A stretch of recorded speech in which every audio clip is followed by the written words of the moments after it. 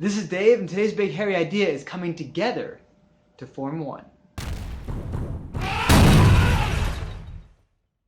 Yesterday we were talking about the biblical creation story, which again, Jews all over the world are reading this very week. We talked about the creation of humanity, but there's also another portion right afterwards which re-looks at the creation of humanity from a different side. Now, the famous version of the story that you've probably heard many times is that God took a rib from Adam, pulled it out, and used that to form Eve, so that there was just Adam, and now there's Adam and Eve. But the Hebrew word rib also has a double meaning. It can also mean side, which lends itself to an entirely different interpretation of the story. It's to say that actually, originally, it's not that man was created and woman was not. It's that the two of them were created together, back to back, side to side, so to say. They were actually facing away from one another. So really that humanity was one all-encompassing androgynous being. Like some organisms out there right now that exist today, that they're capable of asexual reproduction. And humanity had everything within itself that it needed without it having to be different male and female.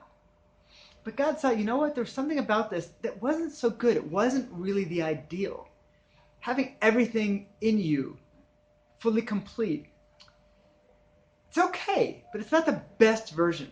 So God separated the two sides and allowed them to come back together face to face, to form a relationship, to form a bond, to fill their lack, as opposed to the all-encompassing human being that lacked nothing.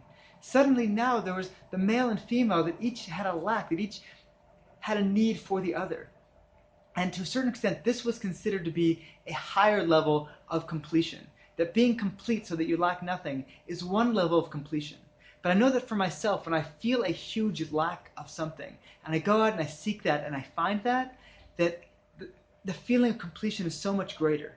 It feels like so much higher level of wholeness. And that's really what we're trying to understand. That's really what this passage is trying to tell us. That when man and woman were separated and then able to come back to each other, they're able to reach a higher level of connection. So sometimes we tend to look down upon our lacks.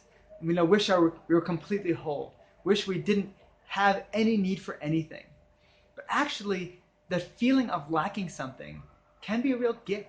It can teach us that actually we need to go out and seek and try to find that thing that we're missing. And then when we find that, we're going to be at a better place, far better than if we'd never had any struggles, any lacking to begin with.